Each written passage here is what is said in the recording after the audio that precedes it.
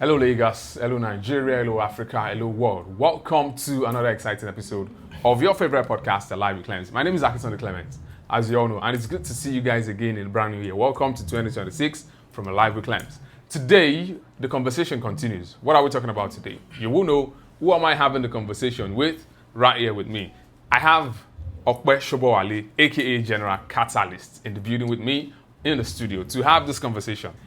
Just for your notice, this is a conversation that has been recurring for years. But guess what? It is not as loud as many other conversations. But today, we need to amplify this topic and make sure everybody, gets reminded that this is something to be talked about because it concerns every one of us. We're coming about the smallest units of the society to the very tippy top. It's about social values, parenting, lessons learned, things to unlearn, things to talk about today, the values that we got from our parents, and a whole lot of things around social values. But basically, let me just put it as social values and parenting, yesterday and today. And I won't be having this conversation alone. I have here with me Mr. Okpe Shobowale, aka General Catalyst, to help us have this conversation. Thank you very much. Let us know you. Tell us a little bit about yourself. Let's get to know who you are. All right. Thank you very much for having me. You're welcome again. It's such an honor to be here. I'm really privileged. I'm Ambassador Oluwa Shobowale. Oh, I'm sorry for the mistake. No, it's fine. I mean, it's an understanding, and I'm popularly known as General Catalyst. Yeah. It's a name that was coined over the years. I'm grateful to be here because this conversation is one that I am particularly enthusiastic about. And speaking a little about my journey, I'm someone who is passionate about leadership.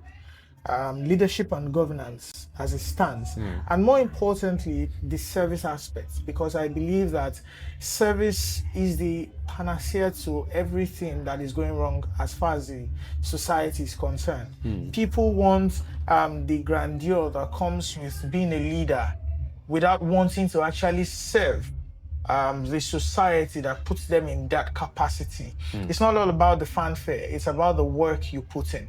Yeah. It's about the fact that people can know you as a reliable person when it comes to the work that needs to be done, right? And I've been privileged to serve in different capacities. I was exposed to leadership as a young person. I've always been spotted for leadership positions, but earlier I was really rough around the edges. But fast forward to when I was in the higher institution, I started serving in a uniform voluntary youth organization, and it really brought out the leader within me. It fine-tuned me, it finessed me to a large extent. So being a cadet, it made me largely a very large force to be reckoned with, if there's a word to that capacity. Right, so beyond voluntary organizations, I also run a media company specializing in wedding photography, portraits, headshots as it were, events, everything that has to do with making people have better self-esteem. We treat people like royalty. Right, and that's what C Dynasty Studio does. And very soon we're starting up a brand in the security space. People can watch out for that. And our core value is credibility. Ubuntu, that's community. Ubuntu, yeah. Yes. We have because Yes, you are. So, and we want to bring back that mindset where community is what guides us. Community is what ensures that we stay true to the values, that ensures that we are comfortable. Security doesn't always have to be that we're always on guard. It means that we're comfortable enough to know that I trust you, not because I am lackadaisical or lethargic as it were, but because even though I'm watching you, I trust that you trust yourself enough not to go to the extremes. So yeah, these are some of the things I do amongst other things. This is a lot you do. It's not some. This is a lot already. No, this some. is a portfolio for like 4 people. Well, I try to be resourceful. So yeah, it's good. It's good, and I'm glad you're here with us. So guys, trust that there is a lot to learn. It's not just about everything said. They always say things like, "Oh, some people are just." This is not whole life. Well, you find out. You find out. So stay with us, guys. You find out. Stay with us. So we're getting into the conversation now, and we're going to start from the top of it, the smallest units of the society. The first part I would love us to address is social values, the values we learnt as children and we were able to grow with that has made us who we are today, compared to the kind of values that are being given, or let me just use the word given, or incorporated into the life of the children we have today, into the lives of the children we have today. In contrast, what is your opinion about it? Those values that we had as kids, let me just put it like this, as millennials, compared to the Gen Z value. Because, we have people who are like our Egmo, the ones who are a little older than us. They are the modern day parents. But we know there's a difference. Would you agree with me that there's a difference in the way we raise children today? Yeah.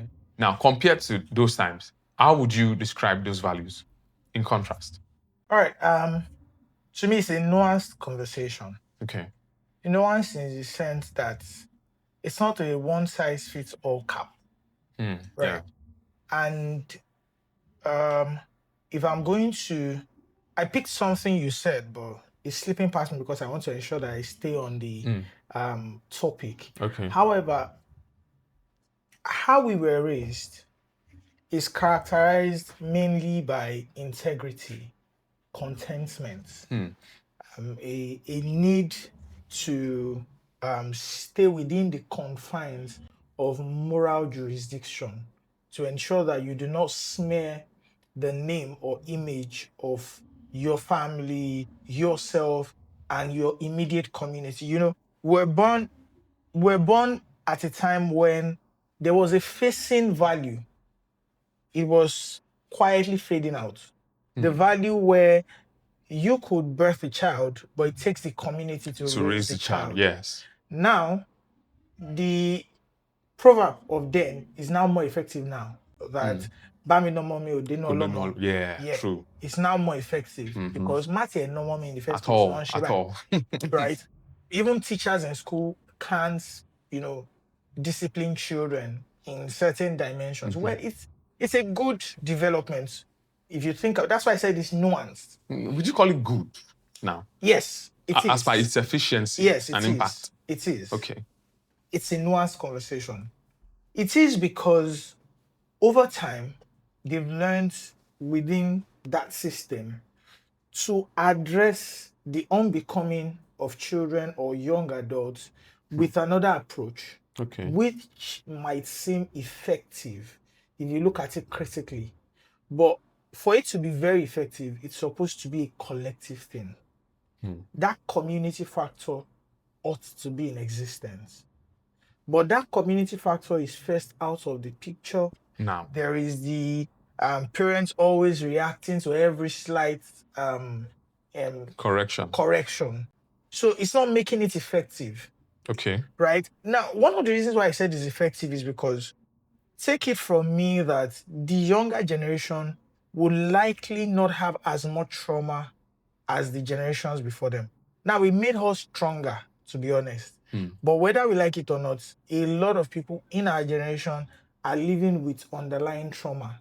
Yeah. From research. I mean, it's not my we would want to be talking about abuse from being bitten. Right. The corrective measure. Now, that's why I said there's nuance. It's perspective. But were you bitten as a child? Oh, can I say it on camera? Yes, I was. Okay. Who wasn't? Yeah, that's why I said, today it's rare. It's not, I feel it's an extension. We were disciplined. We didn't say it as being beaten. So it was discipline because even the scripture said something about sparing the rod. There's an essence for why there was the conversation around the rod. Because there is only so much your words can do if not followed with action. And that action in those days was the rod. I mean, there were parents whose forward-thinking measure was, just don't worry, go and sleep. 1 year. Yeah. You recount your charges, then you face the music. I mean, there were other measures too. It was not all the time we were beating. Yeah. Sometimes it were just some punishments that would, tell your body. The things we pay money for at the gym now. Right. You ride bicycle till daybreak. No one will tell you to couple. And things like that. So it's nuanced because all of those things impacted us one way or another in ways that we may not have been able to tell.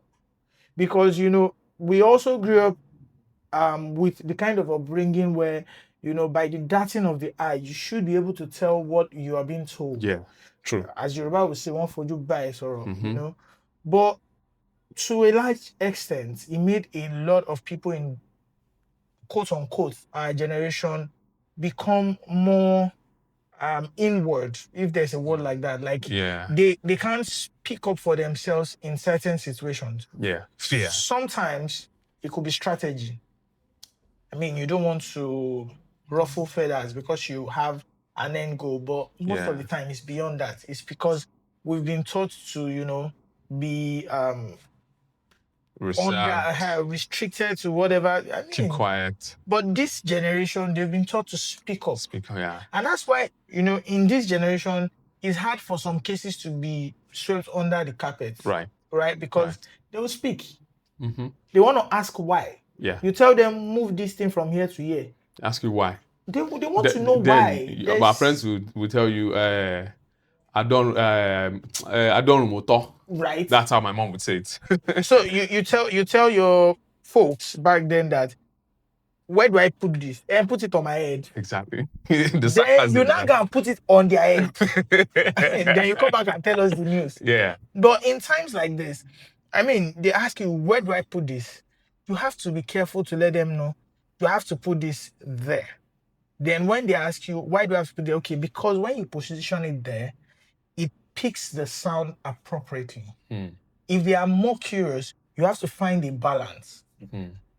Because everything that shapes them now is not about what you tell them alone. We're in an internet age. Yeah. So they are shaped by what they see, what they hear. You have to be conscious of the environment they are exposed to, the kind of friends they make. So it's really a nuanced perspective if you look at it. Our generations worked for us better because, that discipline always stayed with us everywhere we went to. Yeah. People could testify that whenever they encounter you, they can tell you that this person is disciplined, this person is trained. In current climes too, you can say that, but because there is a level of freedom that is unprecedented, right? So, Yeah. I mean, it works both ways, but in this current generation, it will take more work Okay. because of that lack of. Because I'll give an instance of the fact that you wouldn't see any regimented setting, no matter how it is, that won't take important the place of discipline. Yes. Whether it be something that would tell your body that you are going through it, you are feeling it. That would ensure that you are kept in the measure of what regiment is. And that's what is expected. So what they do nowadays is they take, screen time, they ground you. Yeah, grounding, screen time, face okay. the wall. Okay. Time out. The funniest one there is facing the wall. Like, go and face the wall, and you're like, you see the child crying. You're like, you're crying for facing the wall. For facing the wall. You're not riding Okada. Time that you're supposed to use it to think about your life. Think about the next day. Okay, when we get to the field. I mean, it's meditation time. I mean, one of the things we probably saw as punishment was go inside and read your book. But really, and that wasn't punishment. It was a good thing. If you're not reading the book, you're doing something else. Maybe you're drawing. You discover something that would help just you. Pops. The only thing you would do if you don't do any of those things is sleep. Definitely. And when you sleep, you feel refreshed. So it's still good. And they're happy, safe. Because I noticed so. Daily. Well, I don't know if those things are still in place. I'm not a parent. Right. But there are things we see from a distance, being members of the society. Now that's a question. Okay. Wait. That's a question where we'll start talking about why are we not parents now? Why are we scared of marriage? I'm not. I have. Okay, so why aren't you there yet? You haven't found someone worthy? I don't know about that. Or you don't feel ready in certain areas? Ready. So is it about in the certain person? areas? Oh, I agree with you. Okay. Everybody feels because that we're deviating a little bit, but I think that's permitted. So the thing is, when we talk about why we're not ready to be parents yet, why we're not ready in that area of life yet, if you ask many guys today, they'll tell you, I never really stuck up well. Yeah. There's that one. It's a mindset that has affected us a lot. But over time, I mean, in the past couple of years, past couple, it's not necessary, but a couple of years past, I mean, I've been able to see that it's not a necessary evil to think in that direction. Yeah, of course. Yes, the current economic standing and all of that may be quite dampening, Yeah. might dampen your morale, but the truth is, whatever we set our mind to, we always accomplish, don't we? Yes. The same thing should go But there are for hindrances too. But marriage. like we said, it's a Yeah, deviation, so we it don't want to is. go deep We into don't want that. to go deep. So let's talk about the whole parenting thing now. Let me ask you a little bit of this. It's a personal question. What value do you hold dearly from when you were a child till date that you think everyone should have that as a value? Maybe something you learned from your dad, from your mom, or from your community. I think the most important for me will be contentment and self-reliance. Yes. I think those two things birth every other thing. Integrity, excellence, honor. I mean, if you're contented, number one, nothing faces you. I mean, over time in life, the way we were brought up, we're brought up to see whatever we are able to get by ourselves as most treasured. Yes, yes. In getting that, it still doesn't make us stingy. We learn to be kind. We learn to give and share. empathize with other people. Yeah. Although as we continued growing up, we also learned to not be emotional when giving, right? We need to give with a clear mandate. I mean, that's a religious aspect, not religious, there's spiritual aspects to it. However, you know, that upbringing of contentment ensure that I can never be envious of anyone. I clap loudest for my friends. Although I also understand that when people move ahead, most times, you have to be conscious of the fact that because of whatever improvements might have come, they might be going at a faster pace that they may not necessarily be able to carry you along all the time. So it takes a contented mind to stay grounded, to keep, you know, if we're in the same surrounding, I definitely will be your biggest cheerleader and brainstorming for you. How is this supposed to get bigger? And if there is a drift, I'm still strong, standing for you. Like, if need be, if we are going to communicate, whatever happens, even if there is a silence for a period of time, you will still find me grounded in that joy for whoever the person is. And that's a factor of contentment. My father always let us know that it is when you know who you are, when you are also working on yourself, that you find people. That's what I was having to ask my brother about. That proverb kept coming to me. There's a Remo-oriented proverb that says something around, when narare osoko nenio. I may not have said that right. You don't have yourself. You don't have yourself. You think you have others. Others, okay. So that means you're not contented. You are looking for others when you should be looking inward. Yeah. You look at what the work of your hands is. You commit yourself to it. You try your best. You ask for help when you can, but you also respect yourself. You're contented. You can rely on yourself that, okay, if you are called to do this thing, you can get it done. You can get it done. You can put in your efforts, right? And that stayed with me. And that's why even if I'm to do a deal with someone, I'm not overly greedy about it. If we can meet at a middle ground, please, by all means, get kind of mentality. That's contentment. Because I believe that greedy people only eat once off the table. That's my belief. Yeah, true. Greedy people only eat once off the table. The moment you're caught, you're done. You're done with. You're out. You get so, and that contentment has saved me a lot. It has ensured that I don't put my eye where it's not necessary to. You know, I don't push myself beyond my limits. Now, let's talk about the self-reliance. You know, you'd mentioned contentment and self-reliance. Yes. Well, self-reliance means that you already said something about it with the Remo proverb you mentioned. Yes. But maybe a little bit extra, just a little bit. Well, like the word in itself, I feel is self-explanatory. That's why I didn't buttress. However, I mean, it's really about figuring out what works for you part time. What can you apply yourself to, Mm-hmm. right?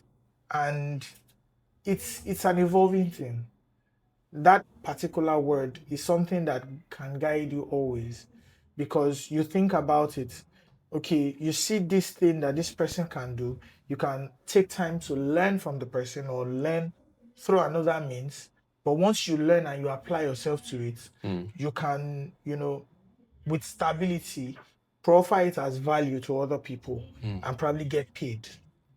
You can, face challenges of your own volition, not expecting that other people are obliged to come through for you. Yeah. Yeah, what The self-reliance question of does, entitlement now. good.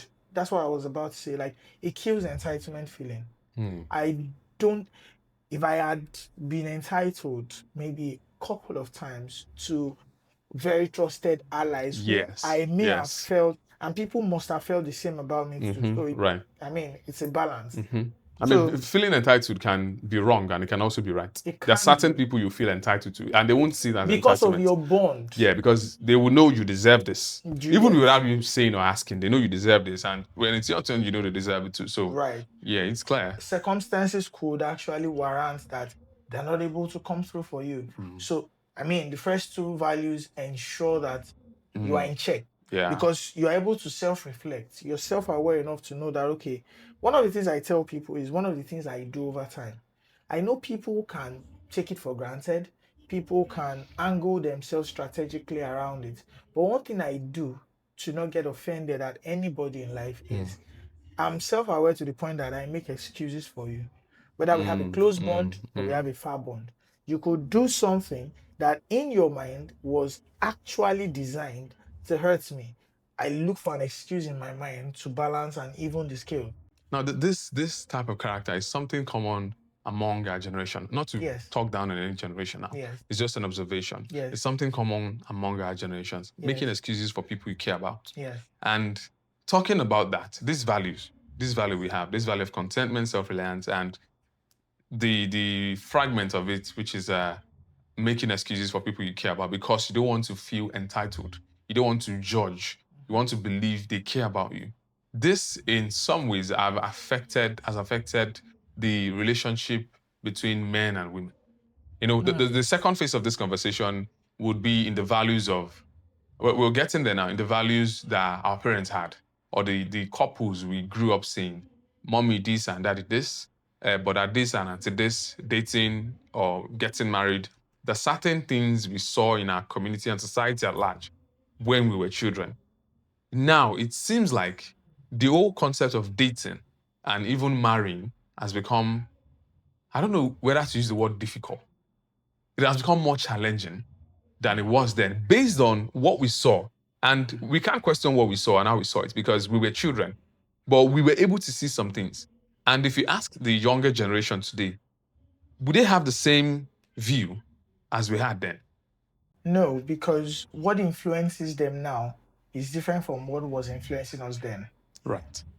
From the kind of shows we saw or watched, as it were, to our interaction with those who were older than us. Those who were older than us ensure that in their interactions with us, they ensured there was a balance. They struck a very delicate balance. We're not exposed overly to too much details that were not necessary for our age per time. Or that could be toxic to our mind. To our mind. And that always kept us in check. So the most important thing was that check. Right? So now people are exposed to what the Western culture is imputing down the drain into the minds of young people, glued to our phone screens, the television, what they see. I mean, K-drama, they're selling illusion fantasy. While we were growing up, we had it limited because then a lot of things were just starting out, even in Nollywood. Okay. I mean, we literally had to go rent CDs. Yeah, cassettes. Do like this. Like, Yeah. like, Even cassette, you have to start with cassettes before right? before the CDs. I mean, and all of those things, it was timed. I remember that when I was growing up, I didn't have luxury of watching the television all day long. No. Yeah. I mean, you The definitely go to timetable to school, it. timetable, everything was regimented. And I think this is a digression. I think most time, one of the reasons why we feel we have crisis is because we lost touch with the idea of regimentation. That's You mean our generation? yes. Okay. That's, everything was timed, everything was structured. So whenever you lose sense with structure, not everybody in our generation was designed to do corporate, Yes, of course. right? Some were designed to be creatives. Mm. And as creatives, even in that creative sector, there's a place of structuring. I think that's where I'm coming to, even beyond creativity, other startups I'm trying to work on to ensure that, okay, there is a routine. I have a routine for myself. Mm. When you lack routine, you spiral as a millennial. That's key, because we were born into having routines. You wake up in the morning, you have chores you need to do. You have After those chores, you have things you have. Even on a Saturday morning, you have everything. assignments. You have to be at mommy's shop.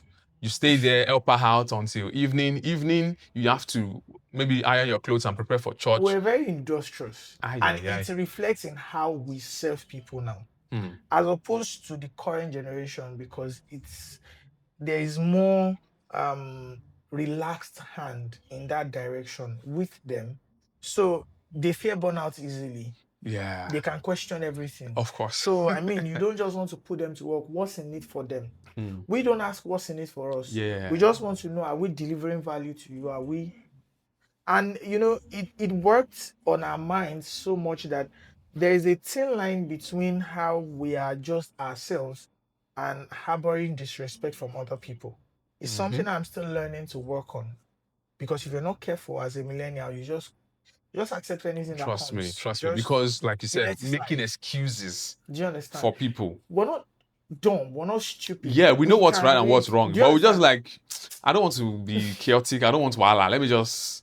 Do you And understand? now, in talking about that with the government, has it made us weak? Has that made us weak? Well, it hasn't. Not being able to speak up because we don't want to disrespect. For instance, now, a millennial is wired to not tell an adult that, sir, emparo. As a Western guy, we would share the same root in that aspect.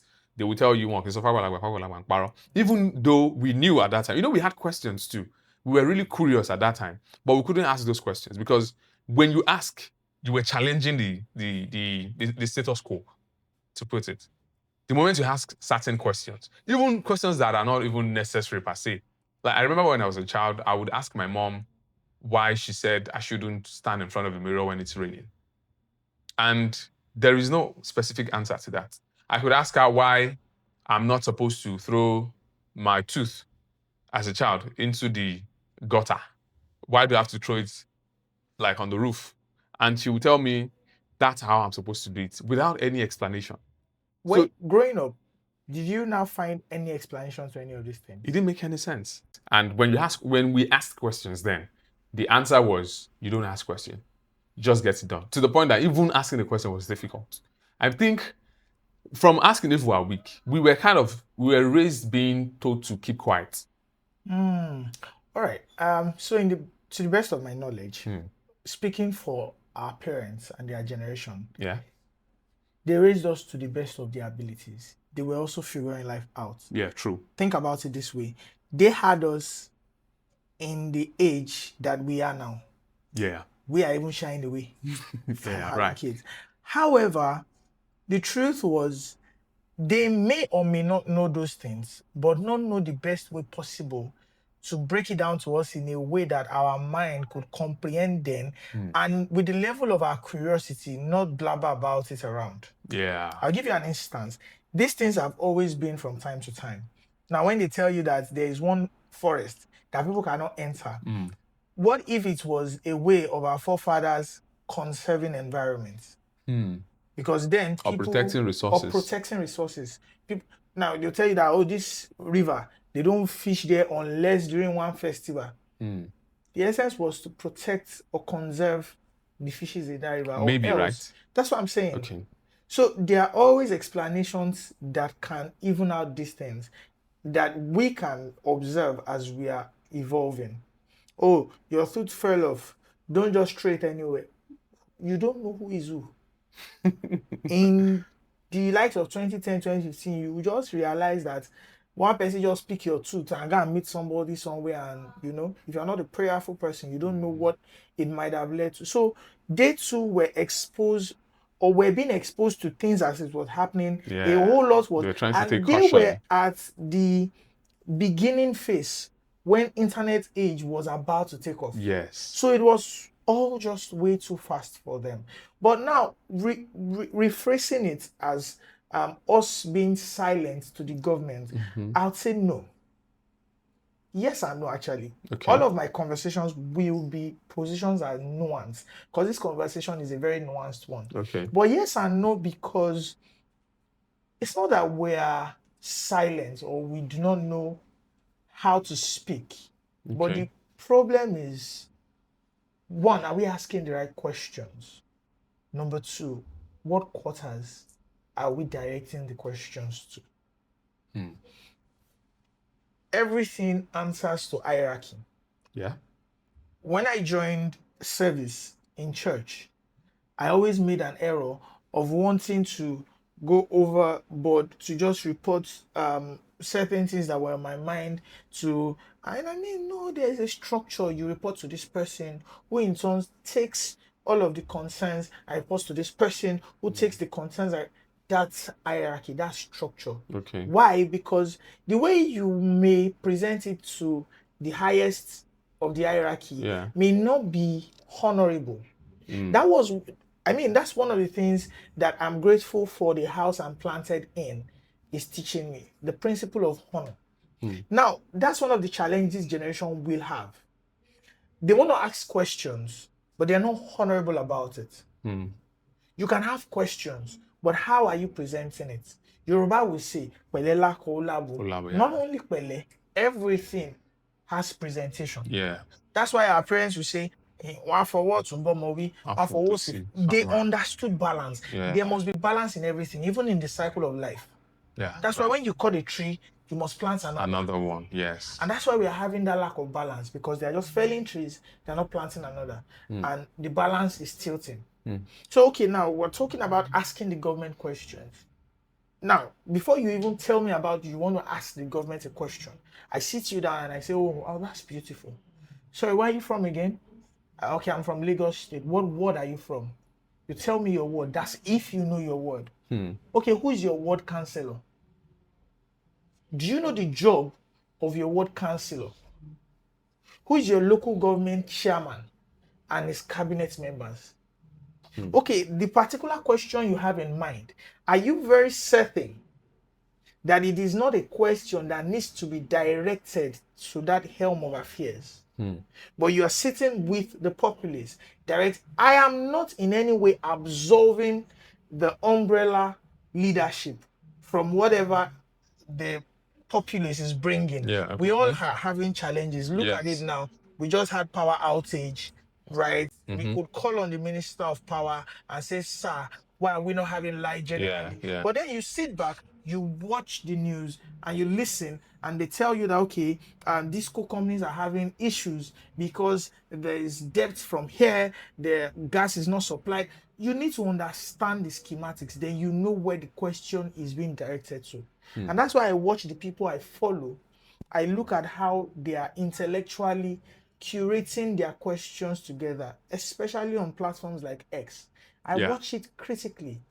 I only want people who are, very intellectual. They know what they're saying, and they're influencing us positively in asking those questions. So you know the right people, and you know how to present your questions to them. You can make errors. Anybody can make mistakes. Right. But you must be able to say, okay, this is... So when you now ask the questions, it can do one of two things. It can shake them up that nobody has asked us questions like this before. Who is that person? But they know that that's the right thing to be done. It will motivate them to quickly do something in that direction so that they have a good... Because there's attention there. Yes. Case in point, the lady who spoke about the BRT boss, Now she understood one principle that, oh, social media carries the kind of leverage that Yeah. would, right? She might have had her errors. I Yes, of mean, course. she didn't inform, case in point, those who she was recording. I mean, I've seen legal Yeah, yeah. people Mm-hmm. drop their takes and say, Mm-hmm. oh, this is how she was supposed to let them know she's recording and all of that. Mm-hmm. But she understood that, okay, this challenge can only get traction if put on social media. Yes, yes. Every eyes will see it. She articulated it the way she could. Now she knows better because she has been contacted by people Yeah. in the capacity that is supposed to address that. Now, in that capacity that is supposed to address that, if she was directing her grievance towards the president, saying, President Tinubu, see, we don't have boss here. I mean, Okay, yeah, that makes some sense, the way you described it, because right? the government institution is a large one. Very. And there are units, subunits. And sometimes everybody, the common Nigerian, wants to talk about the president whenever anything is not going right. And I think I would agree with you to a very large extent that sometimes, while the president is the main man, he has appointed people. We, as a citizen, as citizens, have voted in other people. I mean, we vote for local government chairman. We vote for House of Rep members. What do we ask them? What have you called them as a community and say, we want to have a stakeholders forum or we want to have a town hall meeting? You must be in attendance. Want to ask you questions. Because imagine a small protest being, instead of, I'm not saying a protest should happen, but a protest being led by people in a small community to the local government. Let's rephrase that for when you are editing. Demonstration. Okay, demonstration. Okay, thank you for that. A demonstration that, okay, we are not pleased with this. We need your attention. And maybe after writing, and, because protest is like the final point to calling attention.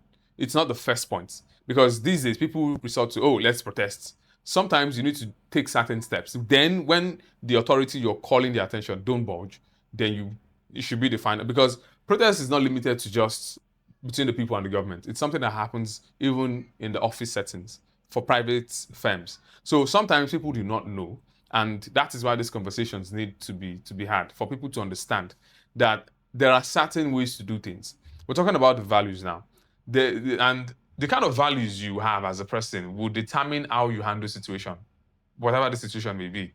You are in business with someone. If you're not someone with integrity, you would be greedy. Definitely. If you're not someone with contentment, you want to have more than the other person. So it's just about the value. Now, as the society, let me take it to the smallest unit of the family now. A father, mother, 3 children, the older one and the youngest one, and there's one in the middle. The youngest one needs to get his socks worn and is having issues with it. While everyone is in the house, who would you say should help in that kind of situation, even without specific appointment? Who do you think is closest to help? I would assume that one of the siblings should help, not the parents in that situation, because the parents have taught the first and the second how to do these things, and they already know how to do it. So you have an issue, you go to them. They help you with it. Or even if they can't help you with it, they communicate it better to the parents compared to how the younger one will. And this is something people could easily get angry about these things, because if there's something about Nigerians, we're very emotional. Yes. And even though we can see things to our face that this is how to actually do it, sometimes we let our emotions get the best of us. So I agree with you in that aspect of going through the right channel, communicating it right. When you want to ask the right question, you need to ask it the right way as well. Because the right question wrongly asked can easily be the wrong question. So I agree with you fully there. Now, for the final part of this conversation, let's talk about how parenting. We were raised by our parents. We were given certain values that we hold dear till date. But the modern parents seem like they threw away those values. Like some of those values don't exist anymore. Why is it like that? All right. So that question will touch on the personal development of everybody. Not just their personal development as an individual, but also the communities they find themselves, the circle they find themselves, because we're overly influenced by the things we hear. And that's why I feel like this generation is having some sort of information diarrhea, because we Yeah. listen to too many things. Yeah. You know, Processing time is clips, short. right? So there's information overload. And you know, you want to implement everything. 5 ways to discipline your child, 5 ways to get rich, 5 ways to how many 5 things? And you know, even the same thing with religious content, Yeah. right?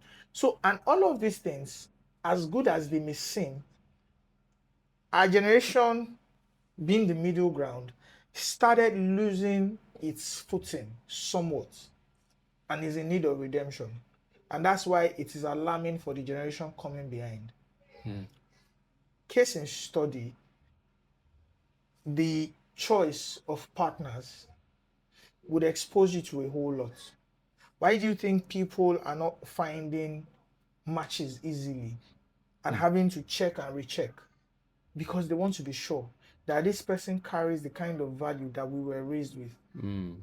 Because when values do not align, the ability to, you know, make it transcend, you know, you take roots downward, you bear fruit upward. Yeah. So you have to ground the child for the child to be able to, you know, grow effectively. Yeah. So now, if the values of the people who came together do not match, of which in the current generation, people marry for aesthetic value, which is the number one undoing. People do not belong to the right kind of, would I say, religious covering that will ground they themselves. There's a scripture I love to read to myself so much about the fact that I am a man under authority, and I can say to one, go. I can say to 100, go, and it would go. Yeah. Case in point, I'm a man under authority. That means I have a covering. I have someone I'm submitted to. The problem with this generation is the lack of accountability. We are getting so westernized that when someone talks to you or tries to correct you, your body just rises up in You defense. switch to defense, yeah. Your defense mechanism is up and ready to attack, like Iran missile and US, you know.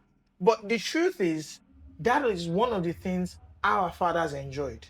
You could ask them, they always ensured that they had a very close bond with their parents, although it had its cons, no doubt. Yeah, of course. But it had more of pros because they could ask intellectual questions that had to do with, you know, wisdom in raising children. Their parents will always come and teach them, oh, buy nothing well more. Oh, to time, buy. They were able to transfer knowledge. Now, people want to alienate themselves from that root. So you see people, when they get married, probably the wife or the husband is already saying, oh, well, they can't come and spend this number of days with them and all of that. Yeah, Meanwhile, all of those things are only making us grow further apart. So the loss of value really comes first from the choice that Of is partnership. made. Because Amos 3:3 says, can two work together except they be agreed? So if you are agreeing on the fact that this is our values, and that's one of the most important conversations I have with anybody whenever I'm talking, I want to know, what are your values? Yeah. Now, when I know what your values are, I look at the actions that you allow over time to be wrought through you, or that you do. Does it align with the values you portrayed to have? If it does not, then there's a disconnect somewhere. Yeah. If it does, okay, we're good to go. Then we can have other conversations. Most times, the current youth, which is our generation, do not have conversations about how they want to groom their children. It's an important conversation. There are more conversations around the kind of wedding. Do you understand? Wedding is just a day. It's just a day. But the experience beyond it, I mean, we have a lifetime together. on average. I think marriage it has to be the biggest decision any man or woman will ever make in their life. I mean, I've seen a lot of content that has to do with wealthy people, and they ask, "What's the greatest decision you ever made?" And they tell you the choice of partner I made. Right. And it's essential because I and my friend, we have a saying. Whenever we joke around and we see certain things, we just say, "The apple does not fall far from the tree." Now, when you see our upbringing, you can. When I see you do certain things, I can say, "Oh, your parents treated you." You know how important it was to our mothers that, "Oh, let your friends come around." Yeah, yeah. You know how we hype our friends. They would even say, "Why is you always going? Why don't they come?" So when they come, they want to be the best to them too. Yeah, they want to see them. Energy is going forth and back amongst all the parents. Your parents can know that when you say you are going to this person's place, they should be at peace. Yeah. They were teaching us a lot, and it would bring me back to something. Like some of the things they told us or taught us to do, they may not have understood the meaning, but they were able to communicate it however they were able to. Now it is an onus to us to be able to try to decipher the meaning of some of these things, and with the right partner, communicate it better. Okay, growing up, your parents will tell you that before you sleep, go and check all the doors. Yes, I still have that one till date. Trust me. I mean, it's I still have that one till date. It's a lost art, and it teaches more than just locking the doors. Yeah. One, it teaches you security consciousness. Two, it's also a big deal about life in itself. Yeah, awareness. Right, awareness. When you start to elevate, where are the doors you need to lock? We're taught when we're growing up, when you are eating, don't talk with your mouth full. Isn't it the same principle with life? Yeah. Right?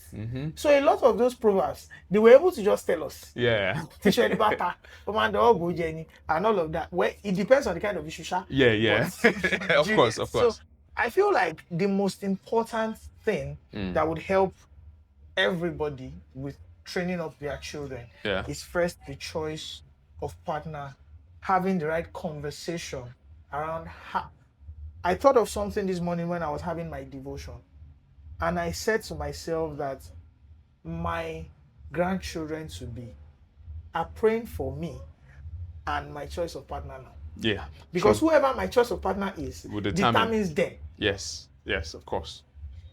The world is interconnected. Yeah. It's interwoven. Yeah. Right? I mean, if we had a chance to go to our past, you would look at the 12-year-old you today, and what would you as an adult say, and what do you think the 12-year-old would say to you? There's something I used to tell people, especially women, not especially women, everyone in general, is the you know today. You need to do so much that the you become in the next 10 years will be so proud of the you today. So the decisions you make now is what will build that pride. If you make like the you today now, you would thank the decisions you made 10 years ago. There are certain critical decisions you made. Maybe choice of school, choice of friendship, choice of words. Words. We were still talking about how recommendation could be the biggest thing someone would do. We're using Yemoli and Ashake as a case study. Most times it's the biggest. Like recommending this person, and it looks like the biggest decision because you look at how massive that recommendation, just that little seed you dropped into the soil, how big of harvest it begins to yield, just one seed. So, Mr. Shobowale, you are an amazing person. I have to tell you, you are an amazing person. I've learned so much from this conversation, and I'm sure our viewers also have learned a lot. And besides what I've learned, I've been open to an upgraded thought process about certain topics. Especially now, for me, I don't know about you, for me, self-reliance. The way you were able to, spread it and pick out how far it could go for a person who admires and honors that value. in the life of other people and in their own life. So it's a very key thing. I have to thank you again for being so insightful. I have to thank you. I have to thank your parents because they did a great job raising a man like you. And I'm going to say any woman who settles with you is going to be very lucky. I honestly is going to be very lucky. I'm privileged. This is your first time on Alive with Clemens podcast, and I'm looking forward to that. It's not going to be the last time. Amen. And the next time will definitely be in a better space individually, as individuals and as a brand. Definitely. Because I know you're a brand person too. Yeah. Big So thank you so much, Mr. Shobowale, for coming. very much. Thank you guys for watching this episode. We've come to the end. This is Alive with Clems. Do not forget to follow us on Instagram, TikTok, and like, share, subscribe on YouTube, most importantly. This is the conversation we're having. We've talked about values. Values from the smallest units of the society, the family, marriages, the government, individual growth, development, and all that. And I'm sure you've picked one or two things, but don't just pick those things. Spread the word. This is the conversation. Do not let it end here. It began somewhere. We've taken it up here, and we wanted to continue with you. So guys, thank you so much for watching. This is Alive with Clems. Catch you on the next episode. Bye-bye.